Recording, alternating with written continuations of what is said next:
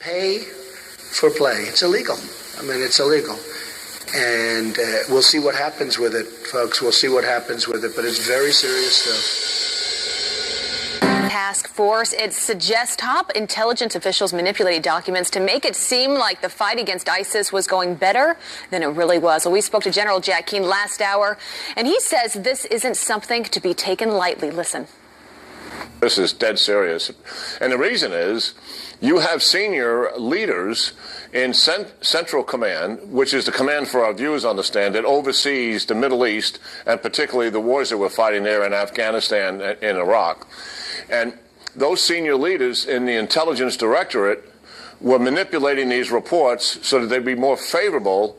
And the outcome of that was not just in the intelligence reports that went out to the chain of command, but it found its way into press releases, into press conferences, and into General Austin's public testimony before the Senate and the House. So this is very, very serious.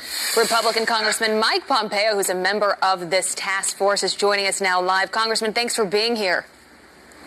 It's great to be with you. Good morning. So you heard that there from General Jack Keane saying this is dead serious. My question to you off the top, is all of this real? Is everything in this report accurate?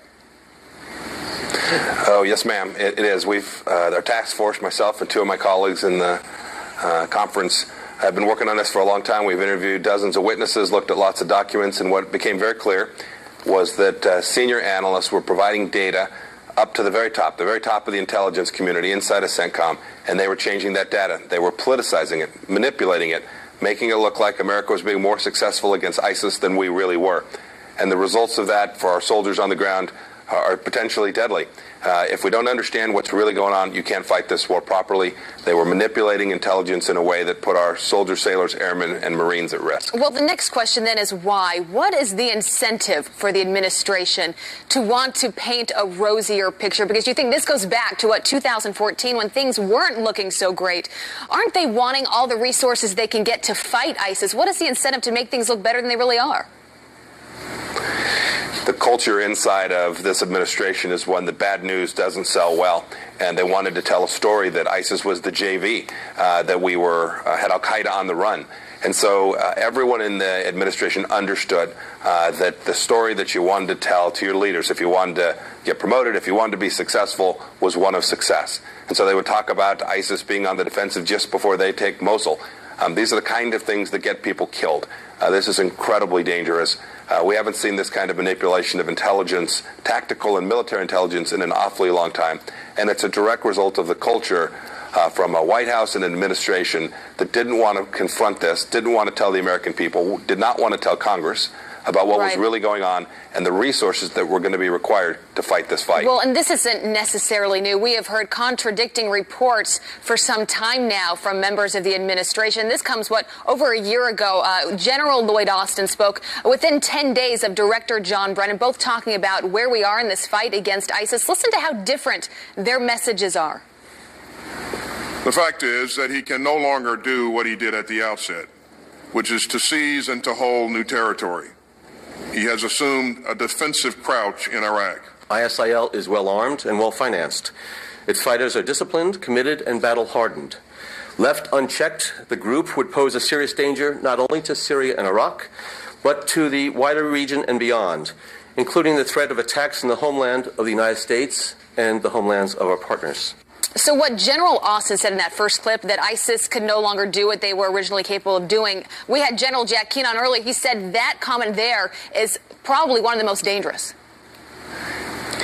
I think that's right. Director Brennan actually captured what was really going on the ground. This highlights and confirms what we found in our effort as part of the task force, that they consistently manipulated data to make it look more rosy than it really was. They didn't tell their own soldiers, they didn't tell America, they didn't tell Congress the truth about the growing risk from ISIS. And the facts on the ground bore out that every time they changed the information, or at least nearly every time, they got it wrong. They got it wrong in one direction, a direction which made it look like America was being more successful against this threat from radical Islamic extremism. And you wonder how far this goes up the chain. Congressman Pompeo, thanks for being with us this morning. Thank you very much, ma'am. All right, we now want to bring in Iraq and Afghanistan veteran and our colleague, Pete Hegseth. Pete, thanks for being here. First, just your response off the top of this report. Are you surprised? I'm not surprised. But when you politicize intelligence, people get killed and wars are prolonged. And so this is as bad as it gets because ultimately we've got warfighters on the ground in Iraq trying to help local forces there defeat and crush that's disconnected from the reality on the ground. Now we know why what president was saying from the podium is so different from what was happening on the ground, because even he was hearing a different story. And he created that culture because these wars have been run by the NSC, by the National Security Council, which is very tied to the White House and not as tied to the Pentagon. So there have been half-truths from the beginning. And this is just confirmation of it. Well, when it comes to who's making these changes at CENTCOM, these are not low-level analysts, Pete. I mean, we heard from Mike Pompeo, and he was quoted as saying the changes were made at the senior level here. How dangerous is that? And the question is, how far does that go up the chain? Is it possible that President Obama may have known about this? Well, I don't know. I mean, it's highly unlikely that President Obama said change those viewpoints, but he can always put whatever spin he wants on it. I remember when we first learned about this disconnect, it was low-level analysts at the ground who said, we're pumping up intelligence up the chain that talks about how dangerous ISIS is, and it's not coming out in the reports that we're seeing high up. So, listen, military leaders can become politicized, and they're susceptible to pressure, too. We don't want to believe it can happen, but it can, and they usually do so because they're being told we need to make progress, but maybe they don't have the resources. Maybe they don't have the time. Maybe they don't have a president that truly supports their mission. So they're trying to get done where they can, what they can. I don't know where the blame lies, but someone should be fired over something like this. Well, all right. We'll leave it there. Pete Hegseth, thanks for being with us. More to come on that. 21 past. Trump is back on the stump in a matter at the doorstep of President Obama and Hillary Clinton. ISIS is honoring President Obama. He is the founder of ISIS. He's the founder of ISIS.